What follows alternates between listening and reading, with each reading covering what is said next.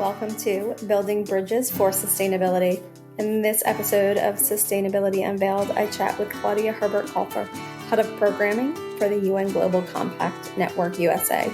We delve into Claudia's journey from Peru to the UN, exploring her passion for corporate sustainability. Claudia shares insights on founding the U.S. office, a global initiative aligning companies with universal principles, and SDGs. She reflects on leading a startup during the pandemic, being featured in Forbes 30 Under 30, and the challenges and opportunities therein. We discuss the network's role in providing a platform for companies to learn, collaborate, and report on sustainability progress. We hope you enjoy the conversation, and we look forward to any and all feedback.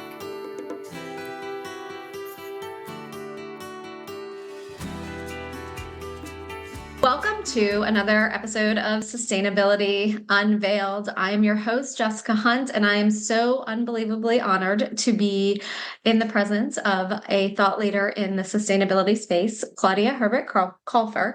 She is the head of programming for the UN Global Compact USA. Welcome, Claudia. Thank you so much, Jessica. You're making me blush. Well, I am just absolutely thrilled that we have the opportunity to work together. And while we're going to be talking a lot about the UN Global Compact USA, I do want to jump in first and talk about your backgrounds. For those who don't know, Claudia grew up in Peru, attended a German school, which is representative of her culture, and she was exposed to a variety of cultures and experiences. So how do you believe your upbringing and everything that you experienced as a child and growing up shaped your personal and professional goals? That's a great question. As you said, I had a very international background, upbringing. I'm half German, half Peruvian, lived in Peru, but went to a German school there. So a lot of different traditions, different cultures. And then I moved to England to complete my bachelor's degree there. So lived there for a long time. And I always wanted to do something international. And at first I thought that would be working for my government at the UN and being involved in those critical negotiations to make this world better. But then I realized the importance that the private sector plays when it comes to achieving those global goals. And so I decided that I wanted to do something different and work at the intersection of the public and private sectors, but from an international angle in a way. And so that's how I ended up where I am today. Which is wonderful. And for those of you who also don't know, Claudia was named to the Forbes 30 Under 30 at the end of last year. So how do you really think that your trajectory towards the position that you're currently in really helped put you in the running for such a prestigious honor? Yeah, I'm so happy to have been named to the Forbes 30 Under 30 list last year. It's truly an honor. In 2020, in the midst of the global pandemic, I became a co-founder of the US office of the UN Global Compact, or we call it Network USA. My wonderful boss was the only other employee at Network USA at the time. And when I came in, the organization was a complete startup. And it was obviously surprising because when you think about the UN, you don't think about startup culture, but it was at the same time a really, really cool challenge. And I was really excited because I was given this opportunity to leave my mark in such an incredible and special organization. So as time went on, I played a role in growing the organization, establishing the necessary procedures that were needed for it to operate efficiently, and of course, develop the programs that our companies are completing nowadays. And as I said, like this was a very unique opportunity and very, very cool because I got the chance to build something from the ground up that is part of something bigger and that is really making a change in the world. Oh, it definitely is. And I can hear the passion in your voice. For those who are listening who might not be familiar with Compact Network USA, its mission and how it brings businesses together for a common cause, can you just talk a little bit about the work that you guys do behind the scenes? Yeah, so the UN Global Compact is a special initiative of the UN Secretary General. It's also the world's largest corporate sustainability initiative. And the organization was born in the year 2000 from a Davos speech that the Secretary General Kofi Annan, former Secretary General Kofi Annan, gave. And in his speech, he was emphasizing the importance of connecting the private sector with the work of the United Nations and the important role that companies play when it comes to overcoming global challenges and accomplishing other global goals. And so the organization was born from that speech. And over the last 24 years, we've grown considerably. As I mentioned, we're now the world's largest corporate sustainability initiative. We have over 24,000 organizations across 160 countries. And the US office, Network USA, really works with the American private sector. And we work with companies across the United States and help them strengthen their sustainability strategies and embed sustainability into their DNAs. And right now we're working with over 1,000 American companies and some of the largest companies in the country and the world, but also some smaller and medium-sized enterprises. So what are some of the hiccups or pain points that you help clients work through? We have this answer could go in so many different directions. But I think in general is how to approach their sustainability strategies, whether it's environmental sustainability or social sustainability. We have, for example, when it comes to the environment and climate, we have a lot of companies that come to us and they haven't started measuring their carbon footprint and they don't know how to start, or they're facing issues when trying to account for their carbon footprint or when developing strategies to reduce their carbon. So we have tools and resources and programs that help those companies navigate that space. But then when it comes to the more social space, we have tools and resources available to help companies with ensuring that there's gender equality across the organization, with ensuring that diversity, equity, and inclusion is protected and well executed. So those are some of the hiccups that we are supporting our companies and helping them overcome. It's not a small task. Yeah. At all. So if a company wants to become what's called a signatory with your network, what are the steps that they need to go through besides just, reading the requirements online? What advice do you have for businesses that want to become a signatory with you guys? Yeah, great question. So in terms of practical steps, if a company wants to be a part of the UN Global Compact, the CEO of that company needs to write a letter to the UN Secretary General that says that the company is committed to upholding what we call our 10 principles, which are 10 principles on human rights, labor, environment, and anti-corruption. They were derived from the UN Declaration of Human Rights, the International Labor Organization's Declaration on Fundamental Principles and Rights at Work, which is a mouthful. The Rio Declaration. Yeah, the Rio Declaration on the Environment and Development, and the United States Convention Against Corruption. So we took all these UN milestones and we came up with 10 principles. And so if a company wants to join, they have to mention in this letter to the Secretary General that they're willing to uphold these 10 principles, but also reporting on them every year. So every year a company will have to submit a questionnaire in which it highlights how it is helping progress those 10 principles in their organizations. So as far as practical step goes, that's the process that companies need to follow.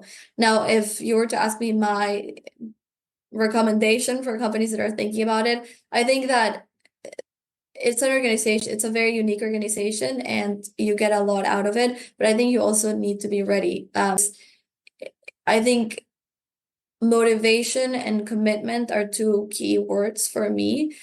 We have so many resources and so many opportunities, and you have to be ready for those. So as long as you want to learn from others and get involved in the work that we do, this is the space for you. But I do recognize that some companies are perhaps too small or not ready for us yet. And so just taking that into account. Excellent advice. And, you mentioned sharing and learning from others, and transparency is such a key word in today's society. It wasn't always the case, as being transparent, sharing ideas. So how does the UN Global Compact Network USA, how do you guys really promote the importance of being a transparent corporation? Yeah, I mean, that's a tricky question. I think most of our companies, if not all, they recognize the importance of transparency just because if a company is willing to go through this whole process to join the UN Global Compact and be part of the work that we do, they're already committed to sustainability and to be better. That said, the UN Global Compact does not play the role of the sustainability police. We're not there to scold companies or hold them accountable. We're there to provide the resources to help them be better and to help them improve their current strategies and operations. Excellent, and very, very good to know.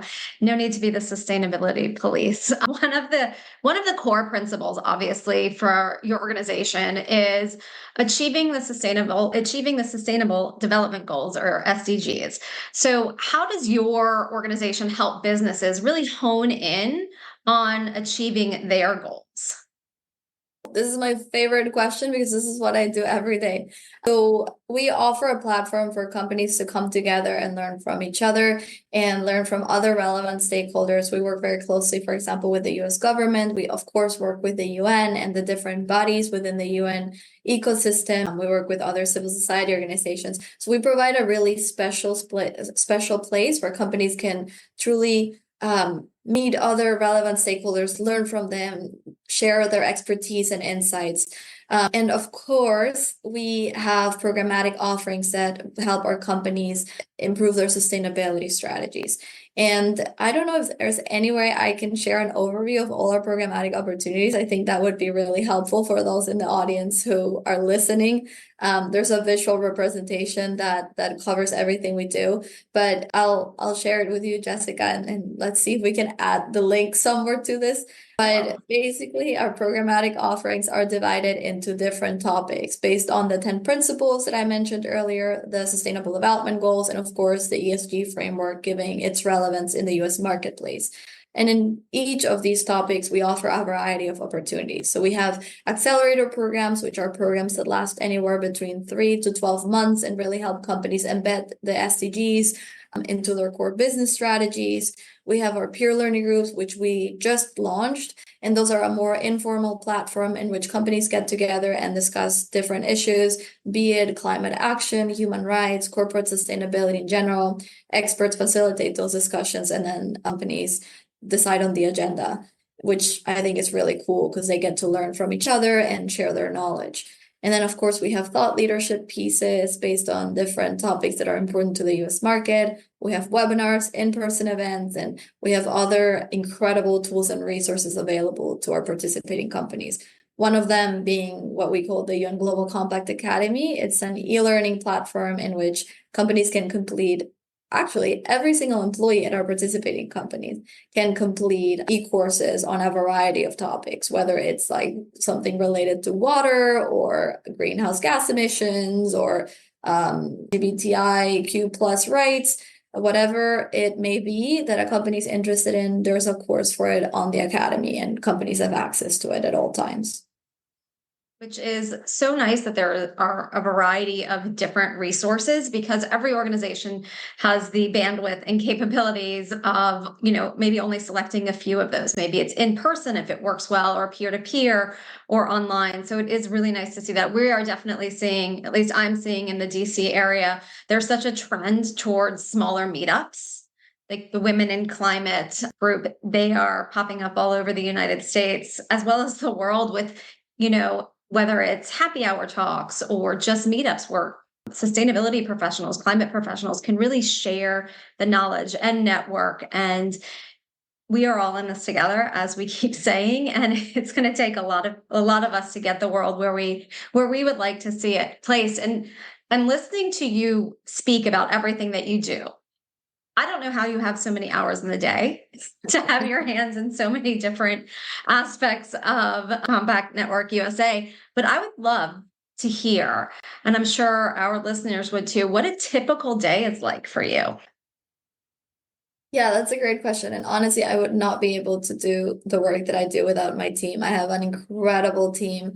I don't know if you're listening, but if you are, thank you, because I would not be able to do everything I do without you. You guys are doing the really incredible and important work and making my life a lot easier. I don't think that I can say that 2 days are the same. They're all very, very different, and it really depends on the priorities at the moment. So, for example, last week we were at Greenbiz. We launched our most recent thought leadership piece on corporate water stewardship. So that was a priority last week. And this week we're launching our Business and Human Rights Accelerator with 20 incredible companies. So we have in-person workshops tomorrow and Friday. And then we're also launching in a few weeks our SDG Ambition Accelerator, which is a program that helps companies embed the SDGs into their operations, and that week will be dedicated to that. So it really, really depends on the time of year, on the day.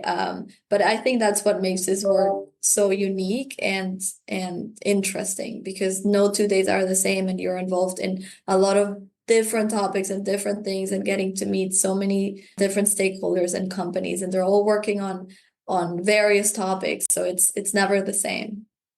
It's nice because then you're obviously not going to get bored. You are working towards common goals, whether it be, with larger corporations or, as you mentioned, smaller ones. I'd like to go back and talk a little bit more about you and, what has been the biggest change you think you've seen in yourself since starting the UN Global Compact? Hard question, Jessica. I think I was very young when I started, and I was, I guess, not super confident as a professional. I had a lot to learn, and I still have a lot to learn, but I hadn't found my professional voice yet. And I think that being part of growing this organization and being a co-founder really helped me find my professional voice, if that makes sense. And honestly, a heartfelt gratitude goes out to my boss, Adam Roy Gordon, because he played such a crucial role in helping me grow professionally and just trust myself a lot more than I used to.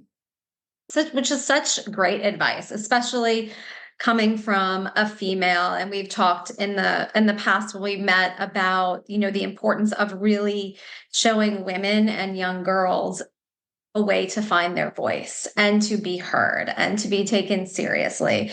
And what advice do you have for the next generation coming up right now who want to have a role like you do in this industry and really work with companies, whether it be public or private or the intersection of both, to, who really want to get involved? That's a great question. What really helped me was finding mentors that are doing what I wanted to do. So, for example, in my case, I found mentors that were working at the intersection between public and private, and asked them questions about their journeys and what worked for them and the challenges that we're facing, and finding out whether it was something that I really, really wanted to do.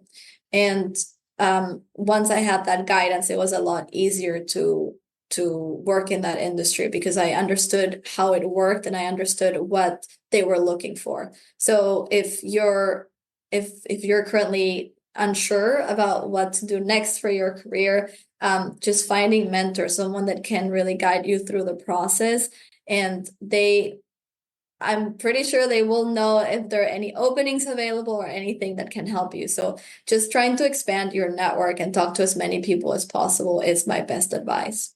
And I think that's great advice. And that has actually been a theme from some of the other podcasts that we have recorded, is the power of mentorship and the power of making those connections and having the experiences to put you in the place to either decide this is the path I want to be on, or I'm going to pivot a little bit, but I'm glad I had the experience of working in this industry, whatever it may be. So, all right, well, what is next for you?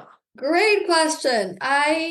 I will continue trying to grow our organization. As I mentioned, we reached a really great milestone last year. We welcomed our 1,000th American company into the organization, but there's so much more work that needs to be done. I mean, if you think about the American marketplace, even if you look at SMEs, we have over 30 million SMEs in the United States alone. And so really trying to develop a strategy to make sure that our work reaches as many companies in the United States as possible. And that's going to be a journey, but a journey that I'm really, really excited about. So just thinking about that, how to expand, and then once we're expanding, how to develop programs that will help all those companies do business more responsibly.